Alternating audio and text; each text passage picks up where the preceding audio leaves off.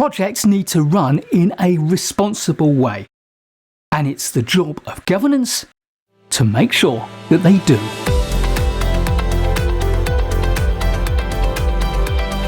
The Project Management Institute, in its 2016 practice guide, The Governance of Portfolios, Programs and Projects, defines project governance as the framework, functions and processes that guide project management activities in order to create a unique product, service or result to meet organisational, strategic and operational goals.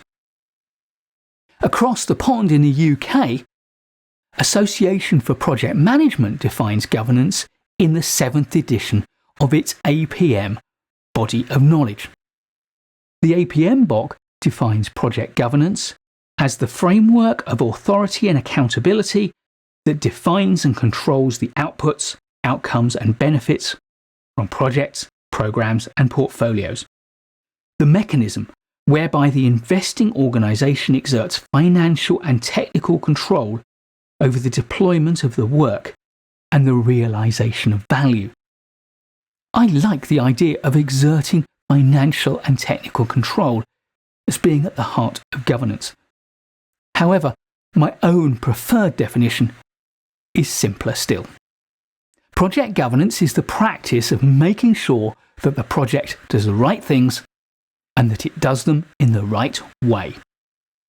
But why does project governance matter? Good project governance matters because in delivering a project, we are spending someone else's money. We are subjecting them to new risks, and we are potentially putting their reputation at hazard. Consequently, project governance concerns itself with matters of delivery performance, product quality, the measurement of performance and quality, probity, transparency and record keeping, and due diligence in identifying, minimising and managing risks. To deliver all of this, project governance is made up of 3 fundamental responsibilities: direction setting, decision making, and oversight. Let's look at them one at a time. Strategic direction setting is about making sure that we set up our projects to deliver the right outcomes. Outcomes that meet the organisation's strategic objectives and priorities. These outcomes also need to deliver value. They need to deliver benefits that exceed the costs and the risks that the project will incur. The decision-making responsibility is all about delegating the decision-making authority to the right level, and about ensuring that when decisions are made within a project, they are made in a robust manner, with the right information and by the right people.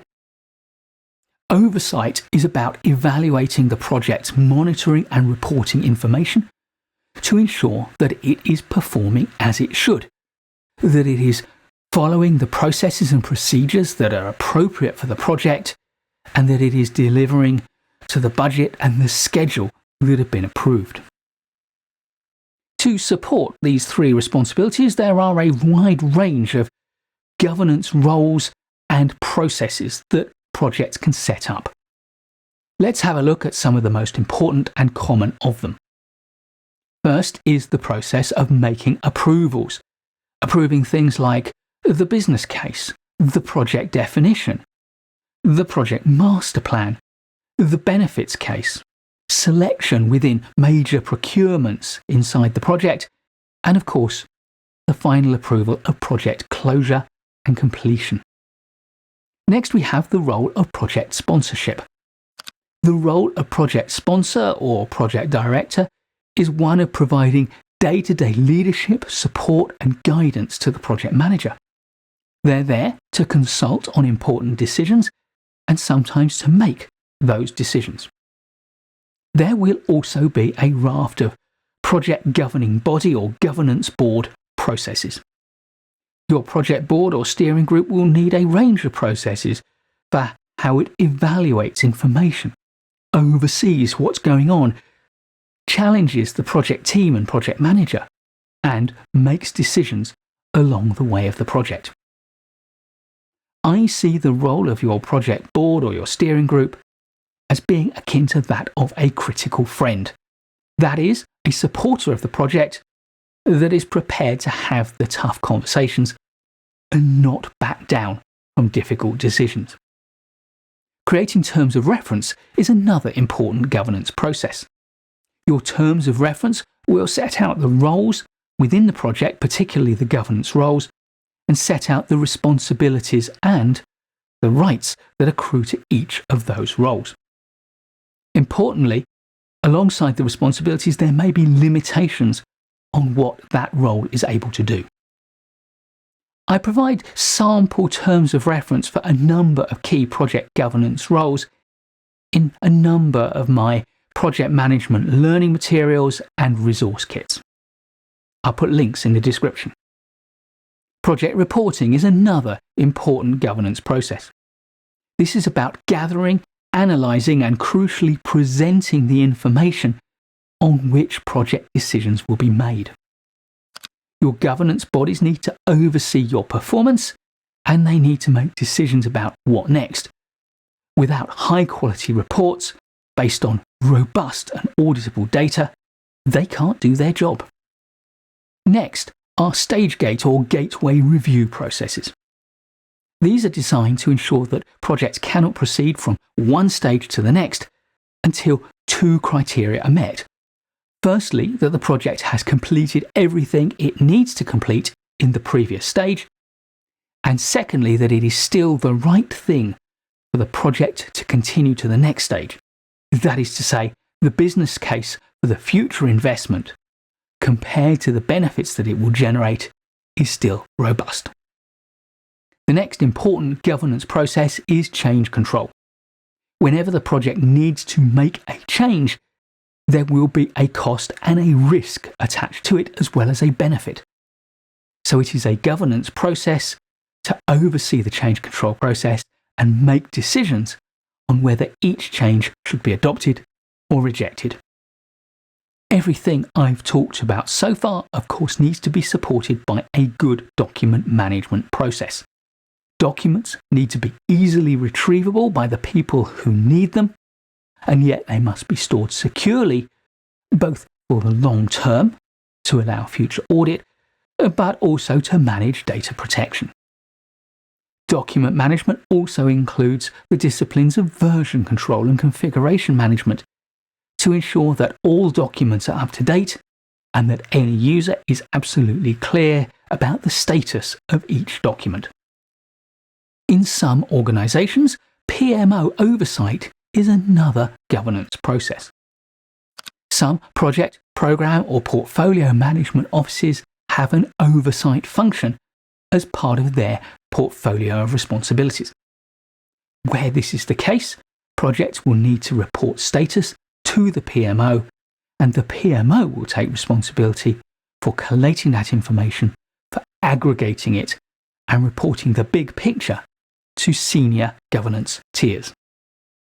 The final governance processes that I want to mention are project audit and assurance processes. These are the ways that an organisation can satisfy itself objectively that your projects are running well and properly.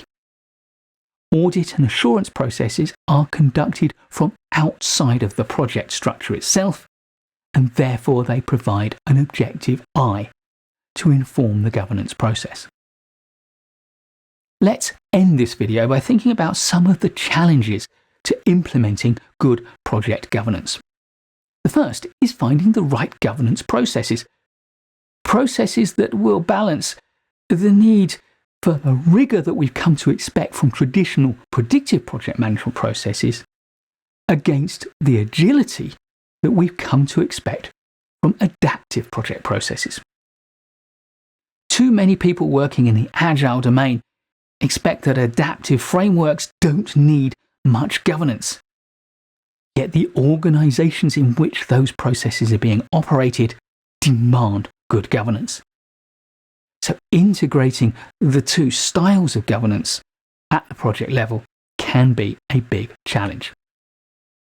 The simple answer here is that the more you understand about governance processes and the types of processes you can adopt, the better you can craft a governance regime that meets the cultural needs of your organisation and the particular nature of the project. Another common challenge is the creation of strong performance measurement systems and the gathering and analysis of effective monitoring data. And this is an area where I expect AI will start to help out massively in the near future. The ability to create and analyse vast data sets is an area where artificial intelligence tools have the potential to add massively to the governance of our programs and projects, and also, therefore, to improve their outcomes. My third challenge is the importance of defining clear roles and responsibilities, and critically, persuading executives to set aside enough time to fulfill those responsibilities diligently. My experience is that many organizations have a significant governance deficit. Too many senior leaders believe that projects do not need much of their time, despite the fact that projects carry higher risk than their operational responsibilities, spend often much larger capital sums, and hold within them the future of the organization. Organizations that get this right do typically get far better results from their projects. Alongside this, and often the cause of the governance deficit, is a lack of awareness of the importance of governance and, importantly, a lack of training for senior executives in how to fulfill their governance roles. Where I've trained organizations in both project management and project governance, those organizations typically find that the training budget delivers greater returns, not on project management training, but on project governance training for senior tiers. Yet, despite that, persuading organizations and senior executives in particular that governance training is worth their time is very difficult. This, I believe, needs to change.